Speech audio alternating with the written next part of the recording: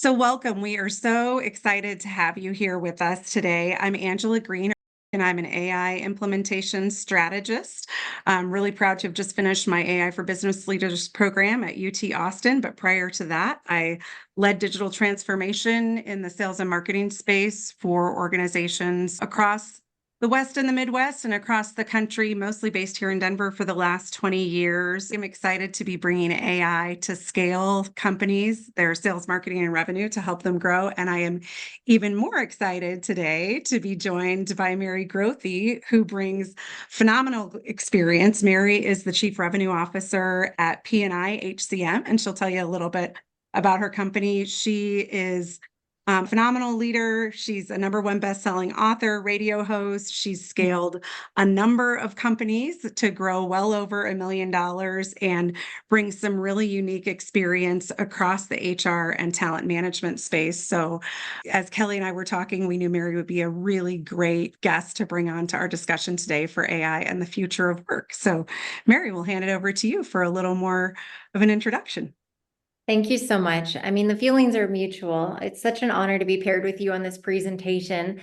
Typically, I get to do these and I'll take it and run with it. But I know in our pre-meeting conversations, I was so delighted thinking, whoa, these people better be prepared for both of us on the same session, because there's just something incredible that was forming between us. So very excited for the session today. As Angela mentioned, I've had quite the career and I'm very grateful for every piece of it. I had the opportunity when I was very young to start in payroll at 22 years old as in a sales role. And I carried that into my career as I progressed into a VP of sales and marketing and started my first company when I was 28. That one, as I acted as a business strategist and helped many entrepreneurs build their business plans, take them to market and get them into profitability. I closed it down after 3 years and went back to the payroll company just to leave 3 years later and start my second firm. And that one really took off. Our firm helped companies scale. So very similar to what Angela is doing today, we were experts in the field of sales, marketing, customer success, go-to-market strategy, all facets of revenue scaling. And it was an incredible 5.5-year journey. But I always had this background in payroll and a heart for the human resources profession. And P&I was one of my clients. And I made that decision to step on full time. I was pretty burnt out as a business owner after 5 years and looking for a new fresh season. And that opportunity was presented to me. So I gleefully jumped back in head first into the world of payroll and human resources. And of course, this was right around the time when we started to see AI be infused into HR. It's been a passion for me coming off the heels of being a business owner and running a company for 5.5 years now, seeing the way that AI is intersecting with HR to make companies more efficient in all facets of the employee lifecycle. It's been transformative for me. So it's quite an honor to be here today and to share some of that wisdom and what we're seeing in the market. So thank you so much, Angela, for having me. So thrilled to have you with us. And I know you want to share a little bit of our agenda. I would love to. So we're going to dive in together on what is AI. I think some of us know. I think other of us are wondering, what is this really? And how does it work? And how is it getting introduced into the business realm? So we'll talk about the definition of what is AI. Then we'll go into new roles and team structures that we're seeing because of this AI transformation happening inside of corporations. We'll then go through the retraining imperative. Yes, it is imperative. The benefits of AI in HR, and then the concerns of AI in HR, which there are many. Anytime that we're welcoming machines in to think for us, that can be a little bit scary. We're going to go specifically through the one human capital management. That's what HCM stands for, human capital management platform that I have access to. It's called iSolved. I'll show you a use case on how iSolved human capital management platform is leveraging AI. It's pretty indicative to what we're seeing in the industry with other companies that have access to different payroll HRIS or payroll HR platforms of how we're seeing AI infused. I only have access to one of those right now, so I'll speak from my knowledge point specifically with the iSolve technology, but it'll be a good starting point to get your wheels turning as far as what you might have access to with the tools and system that you use. So that's our agenda for today, but I'm going to toss it back to Angela to kick us off. Thanks, Mary. And we want to invite you all to put your questions in the chat. We are so glad to have all of you with us for sure. So let's talk a little bit about what is artificial intelligence. There are a lot of definitions out there, but we wanted to bring you a simple one. It's just the science of making machines think like humans and really be able to process large amounts of data and do it quickly at speed and at scale. And if you use Siri, if you talk to Alexa, if you use your phone for searching for things for you, you're already using a simpler form of AI, and you're going to continue to see those forms of AI growing. And the thing that we hear a lot about when we talk about AI is neural networks, and language learning models like ChatGPT are one of these. A neural network really is sort of like, think of it like choose your own adventure. Some of you on the call might be too young for choose your own adventure books, but AI tools that are language learning models and neural networks take information and large parts of data, and as they reason through that, they have the same kind of connectivity that our neural networks in our brain have, and that's how they're able to come up with multiple different answers to questions. So hopefully that gives you a little sense. AI is a really broad definition. And where is it being implemented in companies? Well, all over. This study just came out from Stanford University in April of this year. And this is what companies reported, that their fastest adoption and implementation of artificial intelligence is really in that customer service and contact center space, where they're doing a large volume of repetitive kinds of problem solving and activities. Also, almost a quarter of companies are implementing in customer personalization, and that can be personalization for staff members as well.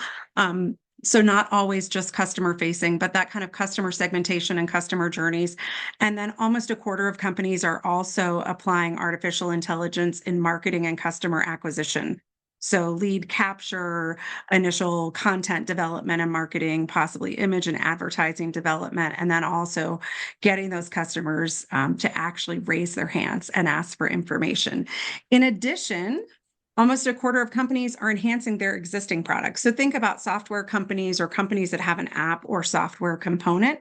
Many of them are using artificial intelligence either to improve those tools or to improve maybe some of the operations that are happening on their manufacturing or production lines, those kinds of things. And then in a smaller way, and because it's not the entire economy, AI produced tools that are original tools. So think about new robotics, new software applications that are developed with artificial intelligence. Those are the sectors that we're seeing that work happen in. And I really look at those first three, and I think we tend to think about those as sales, marketing, and revenue, sort of customer facing stuff. But all three of those kinds of tools have application to our team members, right? Whether our team members are searching for the right document on our shared drive, that candidate is searching for a new role or being taken through the recruitment process, or we're answering questions for our team members. So you will see a number of notations throughout. You all will receive these slides as follow-up, and all of those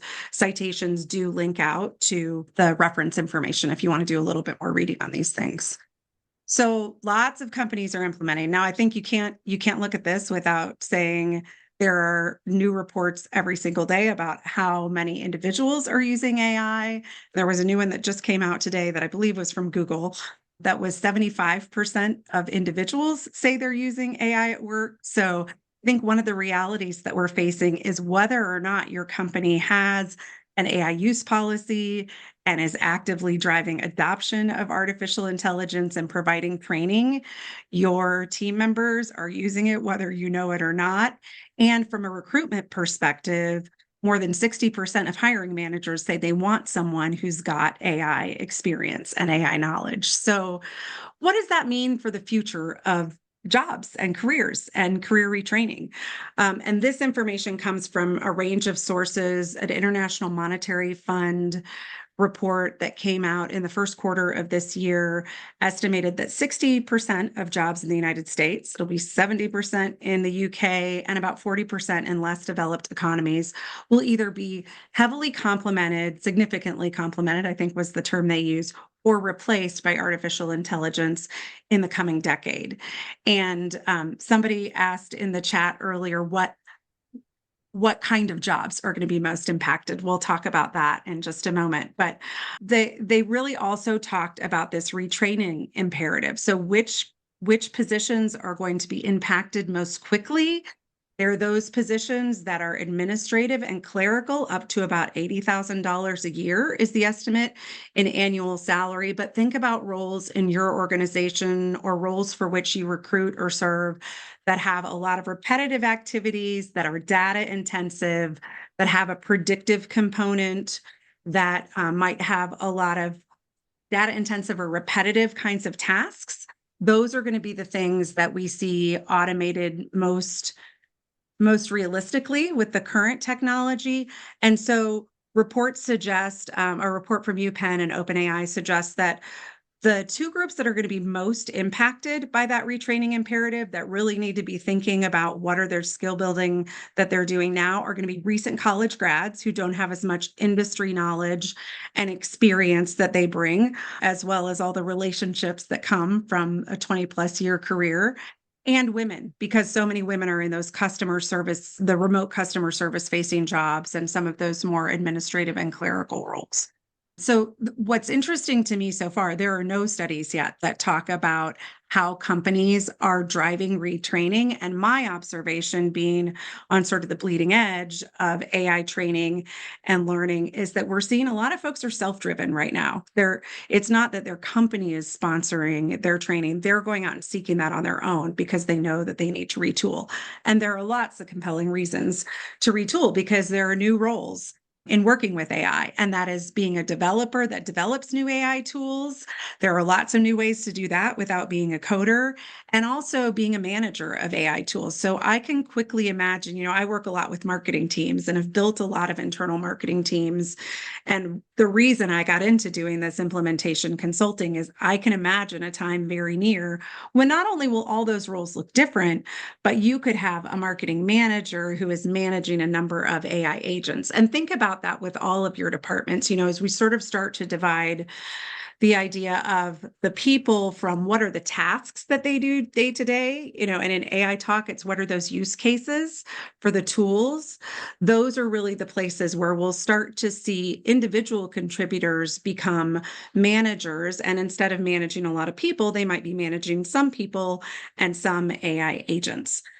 So what do those roles look like? What are the kinds of roles that are developing? In tech firms, this is a list that we gathered from Indeed and LinkedIn and some recent research by Tech Target. So Chief Gen AI Officer, you're seeing in some companies. A lot of those functions in tech firms, there is actually a separate AI department or program team who is either looking at, like, an AI product manager who's looking at AI within a single product line, or AI research scientists that are looking across the organization. Certainly AI ethics and compliance specialists. There was just a story that came out today on how this is not being funded at the level that a lot of organizations hoped it would be, to really focus on ethical and compliance considerations in AI. Huge growth in cybersecurity. That is a tremendous area for retraining, and there's a lot of grant funding available for cybersecurity, because as these capabilities grow, potential for fraud and misuse, of course, is growing with them, and there need to be new strategies to overcome that. Prompt engineering, so someone who is an expert at how to develop prompts and RAG, if you know what RAG is.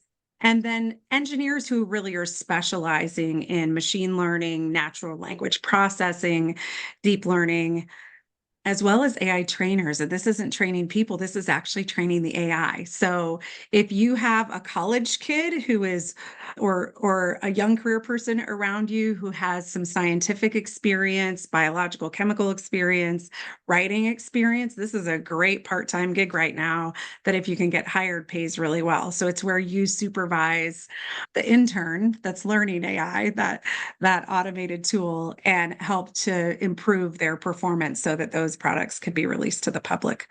Also, people like me, AI solutions consultants, who are helping organizations figure out where to implement AI for scale and to grow and to be competitive in the market. And then AI sales roles. And that's both leveraging AI for sales and also selling AI products on the tech side.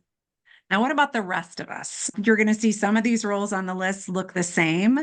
What we're seeing in non-technical organizations is typically a little bit more integration within the IT or administrative departments of that AI. So you're not seeing as many separate departments.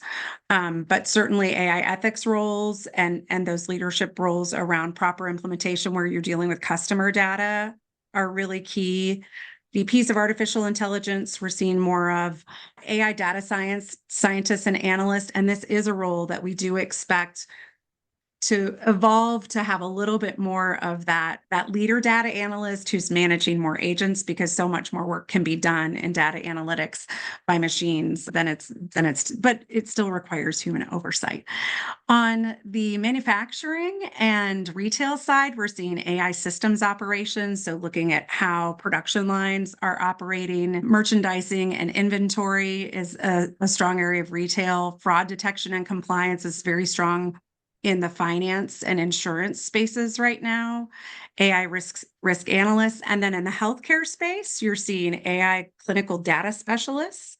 You're also seeing image analysts. If you think about all the radiology reports that can be first reviewed by AI and then surfaced to an AI image analyst who's got that additional specialty in addition to their radiology to more quickly review those images for potential cancer and other illnesses. That's becoming quite frequent as well. And then on the inventory side, we're seeing inventory management as well with AI and those solutions consultants.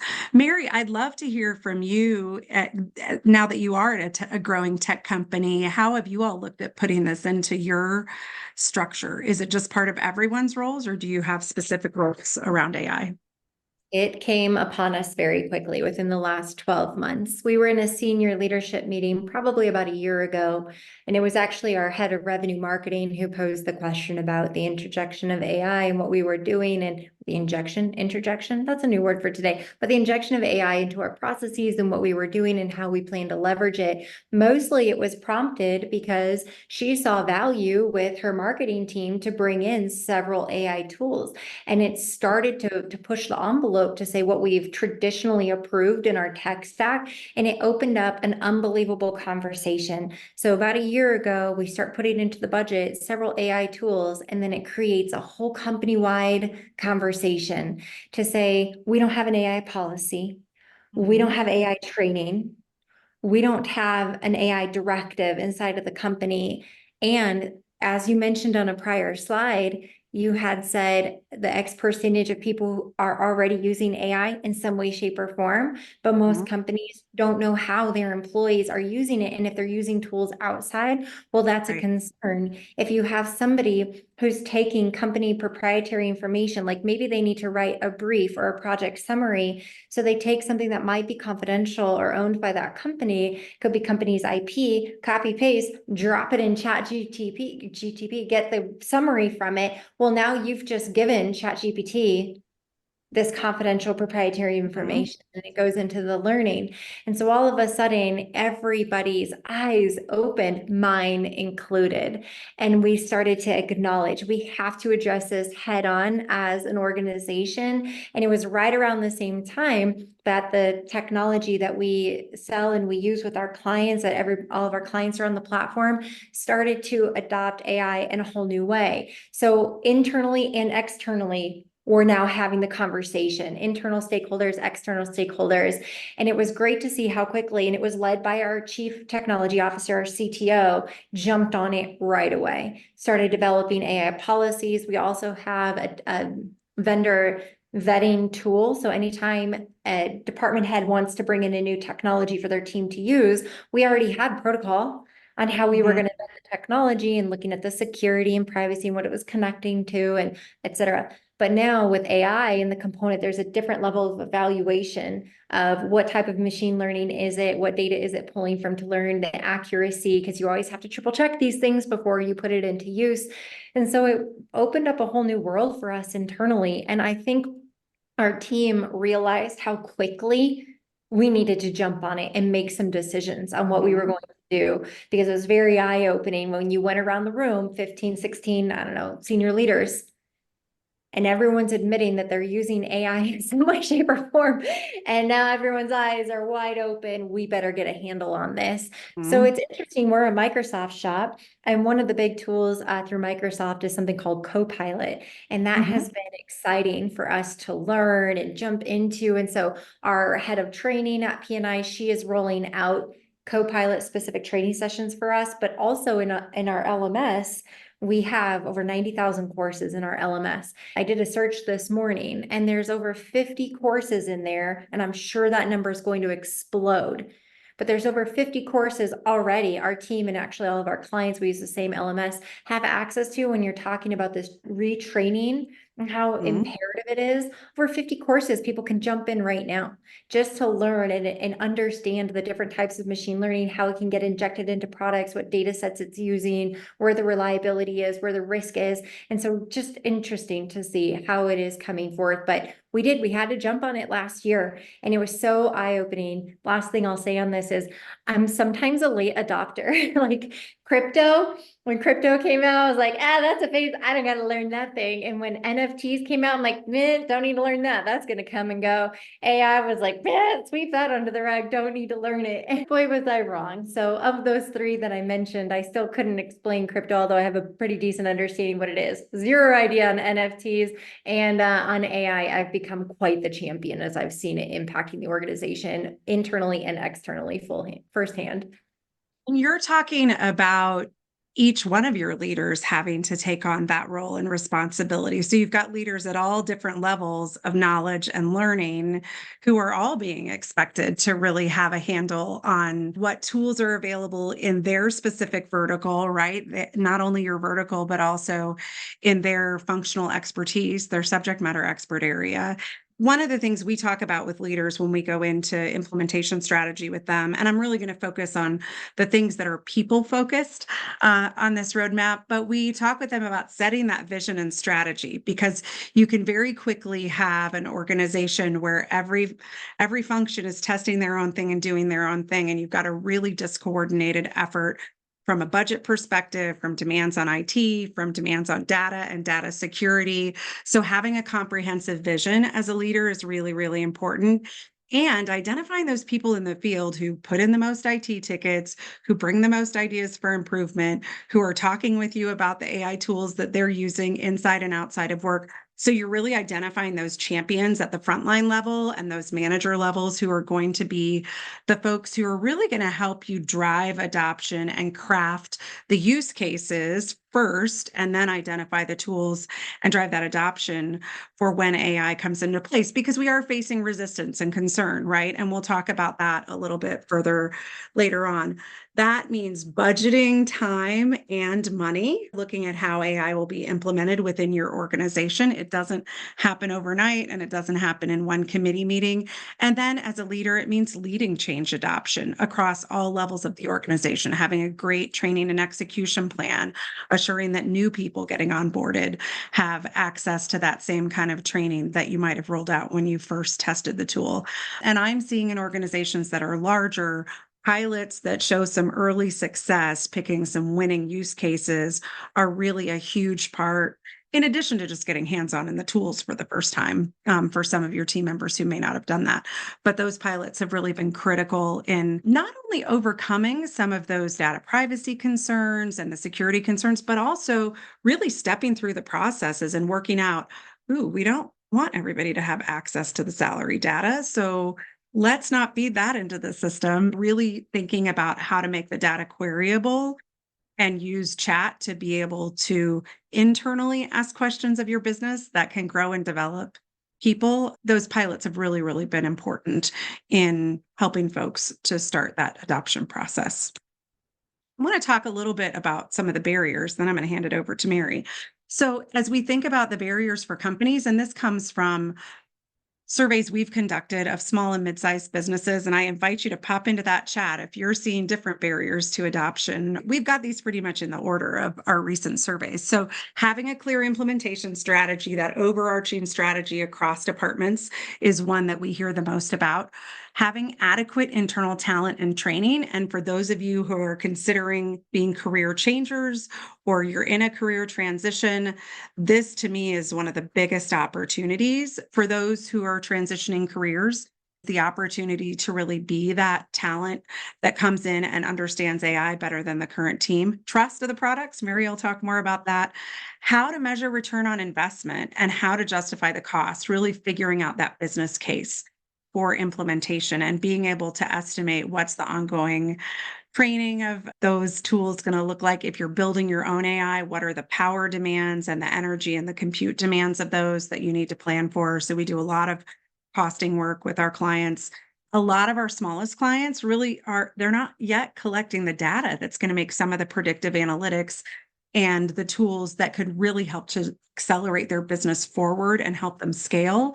We've got to first start with identifying what are all those bits of information, like an existing customer or an existing prospect who went back and revisited your website. Are we capturing that information? Are we capturing the ages of family members who might sign up for your product so that we can funnel them into a customer segment and really provide them with valuable information? And then, of course, the data privacy concerns that Mary mentioned as well. So on the company side, those are the things that we're seeing. I invite you to put in the chat if you're seeing something else. On a more system basis, I had the opportunity to sit down with leaders from Google, state agencies, and some of our higher education institutions about a month ago. And we were really looking at how do we start to drive that retraining imperative in a public private partnership kind of way. And that was one of the key things that came away from the meeting. I really recognized hearing the state agency leaders talk and talking to private company leaders myself, that we're really all focused on what are our use cases? How are we going to select the right products and implementations to use? And we're going to train our team members on that specific tool as we implement. But we're so focused on those efforts. And I was surprised how focused at the state level we are on those efforts, which is exciting to think they're doing that kind of implementation. But there just isn't enough time, energy, and focus to also focus on how do we look at these team members whose roles are changing significantly and really provide them a rich set of tools that are going to allow them to skill up and be prepared for this new environment. So there was a lot of discussion of the need for public-private partnerships. Recent studies show that technical skills we're building now have a 5-year half-life, which means in 10 years they will be obsolete.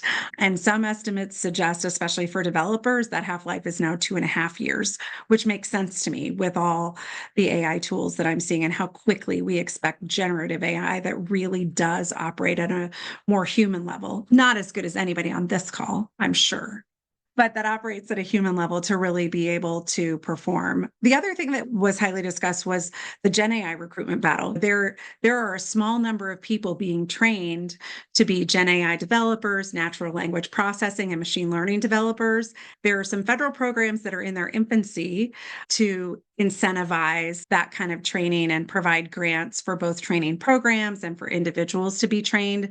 But there's going to be a really high level of competition. A lot of us here are in Colorado, and Colorado is really well positioned to be a competitive employer because it's a great place to live. We have a great lifestyle. We have a great startup community. There's a great outdoor lifestyle, but cost of housing and cost of childcare and government supports around those things are going to be important to remain competitive. But the exciting part of the story is that Goldman Sachs and Harvard Business Review studies suggest that the implementation of AI over the next 10 years stands to grow our GDP as a country and as a world 7 to 16%, depending on what study you look at. So there is a ton of potential. It's just figuring out how you're going to harness it as an organization. And that's where I want to hand it to Mary, because she's got some great applications on how it is being harnessed already in the HR space. I appreciate that so much. And it is an interesting lens coming off of 5.5 years of running a company. At our peak, we had 28 employees, and I had various levels of roles and functions inside of the organization. I remember the days where so much work was so manual in order to get a pristine product out the door. Just the other day, I took on a little project for one of our clients. They're a wholesale client, and they're looking at wholesaling what we do and launching it out into the market. And they were wanting to refresh some of the aspects of their brand and add some website pages. And back when I was running my company, that's something we used to do. We used to build websites for clients, and that was a process. And it is, to do it fully and to do it the right way, it's a very big process, but we needed an MVP, a minimum viable product. We needed something we could get out the door just so it was there. And I allotted several hours into getting this out. And when I logged into HubSpot, into their HubSpot with the information, it, before I had to build the website, which I was fully planning on doing from scratch, there's a new AI wizard in there. And it just says, do you want AI to build this website? Just put in a little paragraph about what the company does. And I thought, no way, let's try it. So I put in a paragraph, and then it had me answer a couple of questions, and I hit continue, built an entire website for me. And I was stunned. I was stunned. It brought in the copy, the imagery, it brought in the full theme and template. And I'm sitting here thinking to myself, gosh, that I've carved out 6, 7, 8 hours to do this. And within 6 minutes, if that, it was done. Now, granted, it's never done with AI. It'll take you to a certain point, and the human element is imperative. It's so important for us to come in, bring in our critical thinking, use that competitive edge and reshape it. So there's still many steps to that website to get it to launch, but the bulk of building it was done, and I was completely shocked. So when we think about AI and how we can leverage AI in the entire employee life cycle, and for any of us who manage employees, oversee employees, are looking to attract, retrain, and bring employees into the organization, manage them throughout their entire employee life cycle, onboard them or send them into retirement, there are so many manual processes that have to occur in order to accomplish all of that. So historically, as a technology salesperson, which is what I have been doing since I was 22 years old, selling payroll software, I remember back in the day, I'm selling a payroll system. That's all that it did back then. But now it's evolved. It used to be payroll. Then we added HRIS, which stands for Human Resource Information System. So we're adding in, if you think about an employee file that you would put in a cabinet, we used to have, paper files we'd put in cabinets, that in a digital format is what an HRIS is.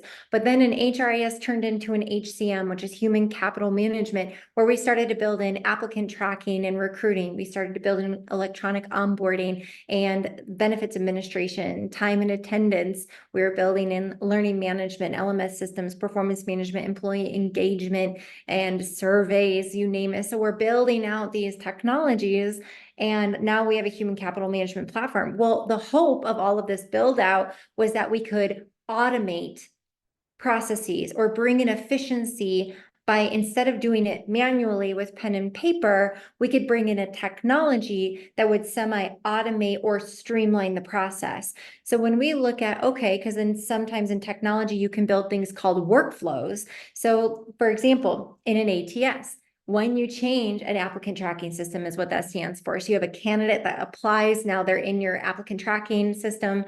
And then let's say you change them from third round interview into pending offer. Well, that could trigger automation in the technology to where it would automatically run a background check, or it would send them an assessment that they'd have to take, or it would fill in their information, parse it, and put it into a pre-populated form for an NDA or some other pre-offer information or something. So it would trigger a next step. So that's automation, where we're automating some of our processes.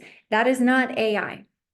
And so when we look at explaining that difference, and I'm going into detail here because I saw this question in the chat, when we're looking at, there's a lot of great technology out there that can bring in automation and bring in efficiency. AI takes it to an entirely new level because it is machine learning and thinking. And so when you think of the human aspect, when we're doing automation, we're programming steps. And so we're saying, if I click this, then do these 5 things. And if then branches, and building your workflows and your automation. But AI you don't even build any of that. The machine learns based on your behaviors, your clicks, the processes, and it automatically just does it for you. And so it's taking automation to the next level, and it's doing it through machine learning and thinking. And so when we think about the benefits of AI in HR specifically, which is where we're going to drive the next 10 minutes of this conversation, AI provides data-driven insights on workforce dynamics, which we'll dig into here in a moment, enabling data-driven talent management decision-making, which I've said for years, opinions are valuable, but data is priceless.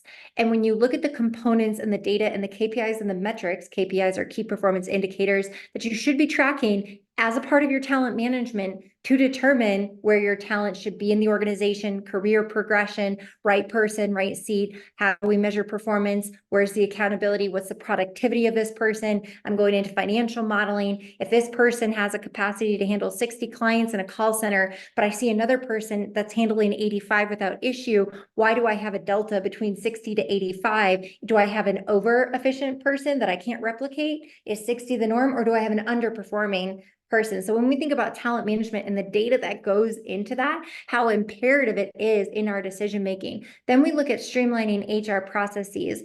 What I said prior to explaining this slide, that's an example of an HR process, bringing someone into an organization. How do we streamline that? But overall, enhancing efficiency. So when I think about it, the word efficiency, I think time, velocity, speed, and accuracy of getting something done. So making it more efficient all around. The other thing I think about with efficiency is when I'm more efficient, I can take on more, or maybe I can take the afternoon off. I don't know. My boss will have to decide. But when I'm more efficient, then all of a sudden I have the capacity for more, and then I'm advancing in the work I'm getting done and my time to product delivery or to whatever it is, the task that I'm getting done. And then lastly, it reduces administrative burdens. I've had the privilege for almost 20 years serving payroll and human resource professionals, as well as executives and leaders of organizations. I know what their to-do list looks like because I have one too. And I know how it is never ending. And if we could have one thing back is to add time back into our day, is to reduce the administrative burdens that are naturally occurring. And I have noticed how AI has had a hand in that for me in my leadership role and what I'm doing. So we're going to talk about a few of those things. So go ahead and jump to the next slide, because benefits sound amazing, but we have to look at the benefits and we also have to look at the concerns, because we have to weigh them out and truly understand, are we playing God with AI? Like, what are we doing with this? There are some ethical concerns that are present when we start looking at what AI can do. In fact, Elon Musk, love him or hate him, he has a real keen understanding of the power behind AI. And he has been instrumental in halting some of the progression of AI and putting some standards and boundaries and bumpers around it, because there are ethical concerns around machine learning. I think we've all seen some of the movies that were created that have to do with like machines taking over the world and whatnot. So there are concerns that we have to keep our eye on, but some of them listed here. When you think about concerns of AI in human resources specifically, are you taking the human out of human resources, or are you enabling the humans who are in human resources to be more efficient, make better data-driven decisions, reduce their administrative burdens, and potentially get more done with a leaner team and have better output? That's where I would like to stay with it, right? But we have to be conscious that is the AI tool that we're using, has it been tested for bias and discrimination? There are tools currently on the market. Several have actually gone, the companies have been sued because they were suppressing foreign names, like anyone with the name Muhammad was not getting pushed through. Like, there are unbelievable court cases out there that you can research where there has been bias and discrimination in some of the AI tools and the technology. So it's very important to research them and understand, is there bias and discrimination built into this AI tool? There's lack of empathy, because I truly believe that the AI machines are not going to be empathetic humans. And so there's something that comes forward, especially in the function of leadership and human resources, where there's an empathetic human that's truly seeing and understanding the situation from a more holistic viewpoint. Can a machine replace that? Or is it going to hinder it if we move so many of our processes into AI? Employee privacy. Angela mentioned it earlier. We have to be so cautious when we're using these data models, because when she read the description of what is AI, it's thinking like a human, but it's also taking data in mass amounts and computing it, digesting it, and shooting out models, predictive analytics way, way, way, way, way faster than a human is capable of. So we have to look at, when we're using these models, we have to be concerned about employee privacy, because if we're taking something that might be confidential to one part of the organization and dump it in a model, did we just expose all of that data to everybody? Like salaries was an example she used. And data security is extremely important. I shared the example when we were evaluating AI as a company and thinking, could somebody take our IP, our intellectual property, copy paste it, dump it into GPT? How many times did I say that today? Chat GPT. Now our IP is out in Chat GPT for it to use and other things. So it's like, what are we doing from security? All right, moving on. So let's talk about, I mentioned at the top of our meeting today that the one human capital management platform that I personally have access to is called iSolved. Now I'm very aware that AI and HR, you're seeing this in a lot of the predominant HCM platforms that are being used. And so I would go back, if you're using something other than iSolved, I would go back and look at that provider and say, what do we have access to from an AI standpoint? Because something tells me they're going to have some similar functionality in here. If you wanted to see any of this in iSolve specifically, you can follow up with my colleague, Kelly Fox, after this call. She has access to it. She can demo it and walk you through it. But I'm going to give you a high point of how I'm specifically seeing AI use in HR in a technology platform today. So the AI tools that we're seeing inside of iSolve they're offered as around-the-clock automated responses to frequently asked questions. So this is one of the pieces that we have is conversational virtual assistants. So this AI tool is, what is it doing? The conversational virtual assistant is a bot that can read what's inside of iSolved in the handbook and all the different policies and everything that's written in there, like what's my PTO balance. If you think about yourself as an employee, or if you have the privilege of managing employees, there are often redundant questions that come up on the daily. We spoke about how do we make HR more efficient? How do we reduce administrative tasks and burden? Well, think about the plethora of questions they're asked every day. What if the employee or the leader could simply go into the technology and ask it this question and get the correct answer? This is an area where we're seeing efficiency brought in both at the employee level, management, and executive level inside of iSolve. Additionally, you can talk to iSolved when you're in the reporting function, when you're in various areas of the platform, and it tells you the answer. It can voice tell you the answer. So if I just go in there and say, how many female vice presidents do I have? Lo and behold, I happen to have 13. Amazing. All right, next slide. Okay, let's talk about predictive people analytics. So what I just spoke about was the conversational virtual assistant. And then on predictive people analytics, which we call PPA for short. I love all these acronyms. I think we've covered at least 20 so far in our time together today. But so many companies struggle with one of two things. They either have limited access to crucial people data, and that hinders their effective decision-making because they don't have access to historical information, or maybe the historical information they have access to isn't very good, which is super common. On the other hand, the other use case here, there are companies swimming in data, but they lack the know-how to dive deep, to process it, to compute it, to understand it. So without data savvy minds at the helm, leaders face a tough time making critical business moves, which can slow down operations and put a damper on overall success. If you cannot have access to the data, or you have access to the data, but you can't digest it, how can you make a data-driven decision? Well, that's where PPA, or predictive people analytics, comes into the picture. It's a powerful solution. It lays over all of iSolved, and it empowers HR teams. I've actually seen it empower a lot more executives than necessarily the HR leaders, but it gives them an intuitive enterprise-grade analytics and actionable insights tool to support more strategic decision making. It's very easy to use. It's configurable. It's got all those beautiful dashboards that we've all known to love in our favorite technology tools. And it helps them analyze historical data. They can start to see the trends and patterns in that data. And it provides insights into employee turnover, performance, and engagement without that extensive training or data expertise. It just computes it and shows it in a way that's so easy to digest and understand. And it's helping propel these individuals and these teams forward in their decision making. And Mary, I'm curious because the trend is from automatically generating dashboards and reports, which has been a huge leap forward for my clients and my company, to actually queryable data. You can just use natural language processing to ask a question of the data and it will bring the report back. Are you guys at that stage yet? Absolutely. You can voice That's ask great. it anything. And With your voice. Oh, that's wonderful. Yep. You can ask it and it processes it.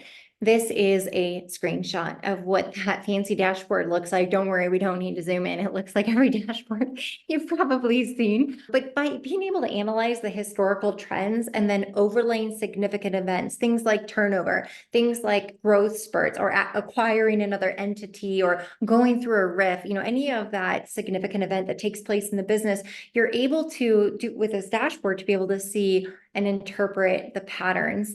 And then you can understand the business impact of human resources while you're planning for the workforce of the future. That's where a lot of our clients will ask us, how does this help me moving forward? I got to sit with an executive last fall and he said, look, we scaled from 5 million to 50. And I don't know how we got here. I don't have any data to look at it. How do I fix this moving forward? Because at this rapid pace that we're growing now, I need help and I have to have visibility and I don't know what the metrics are. And so they were a brand new client of ours, but that's okay because we took about 3 years worth of their history and brought it into the system so that it could start predicting going forward. And it's been an absolute godsend for them. So on that note, with predictive modeling, HR leaders are able to gain insight into employment trends, prepare for that organizational success. It's so much more than employment.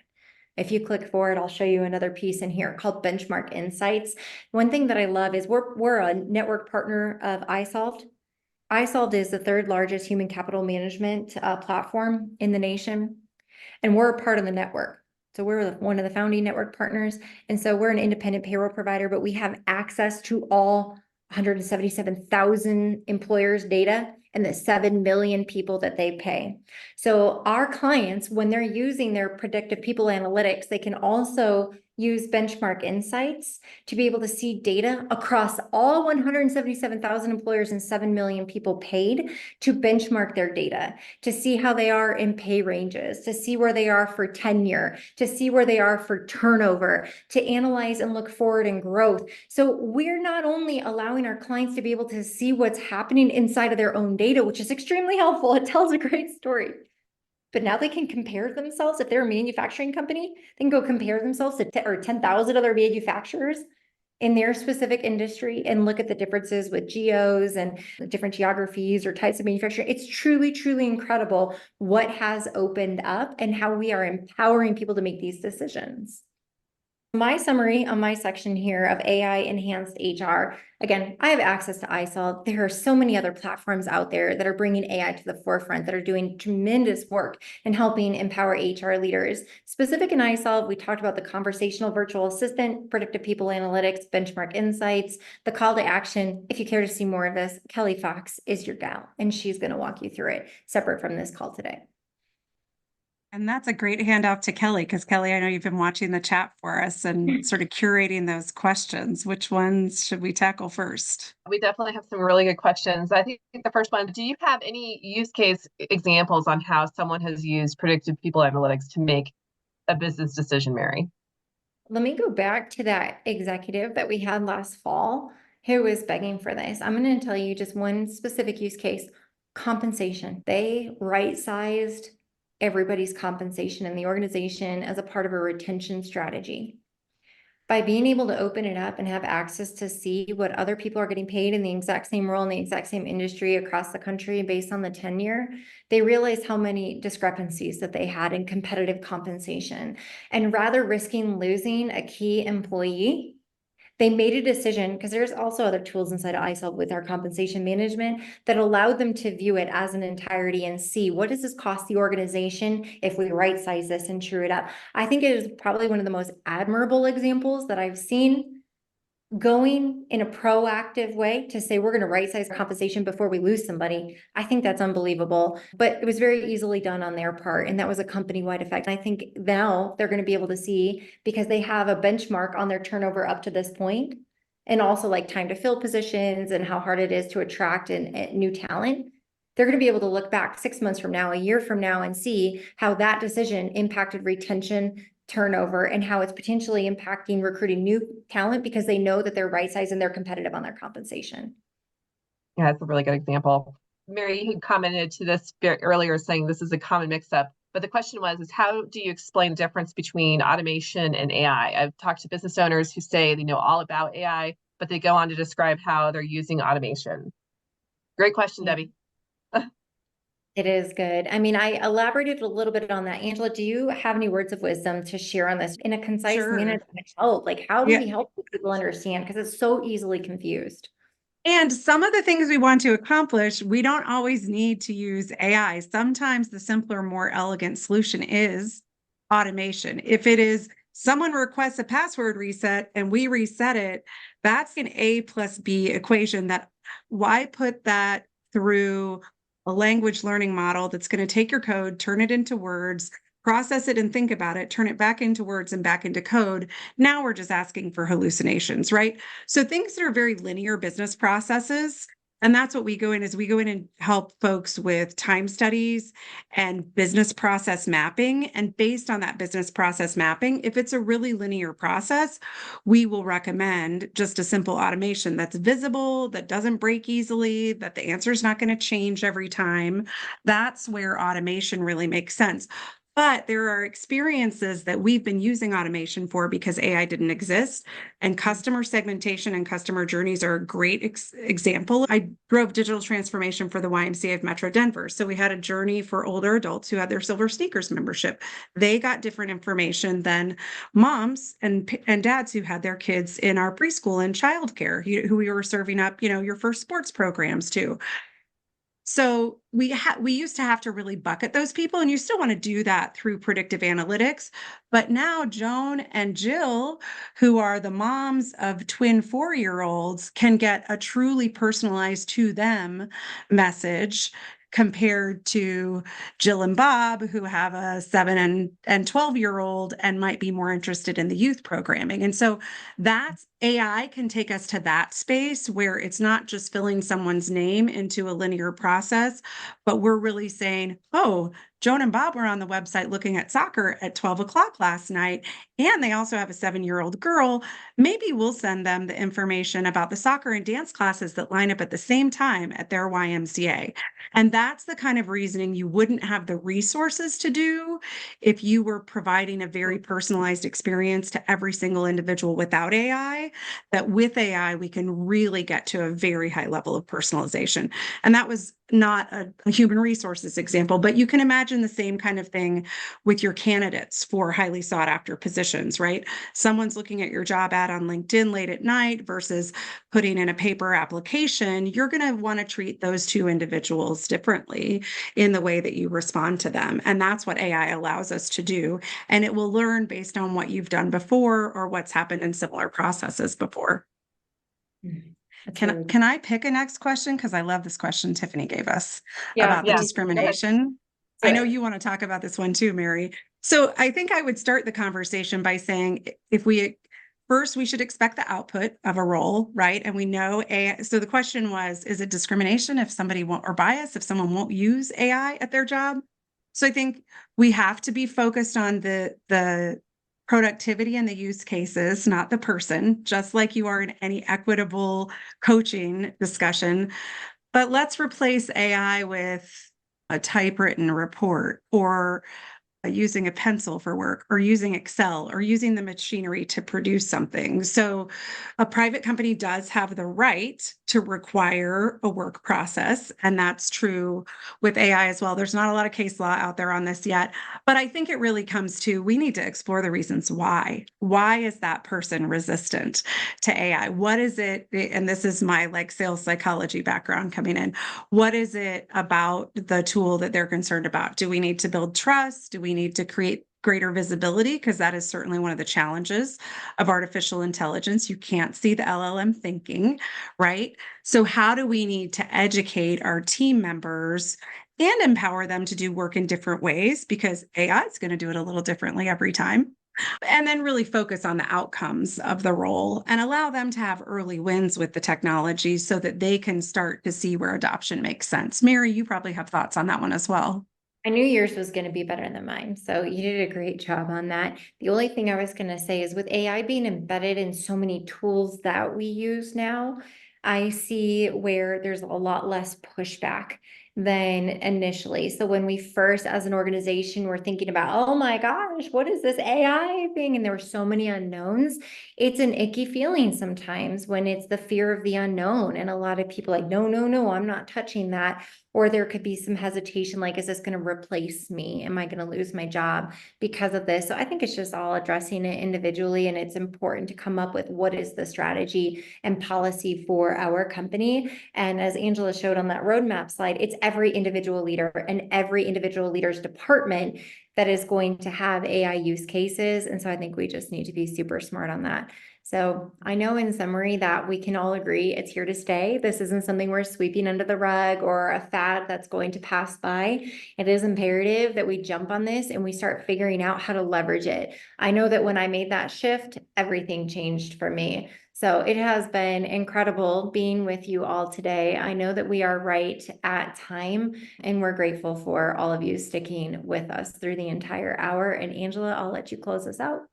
If you'd like to have more conversation about integrating HR functions, Kelly Fox would love to talk with you. If you'd like to talk more about how you get hands-on with strategy with your team at RevOppAI, we offer hands-on workshops and AI implementation support. So happy to have those conversations. We're so glad you all joined us. You should be getting the slides and a recording access on Friday of this week. So feel free to share that with colleagues and friends, and we hope you'll join us for some future programs as well. Thank you so much, Mary.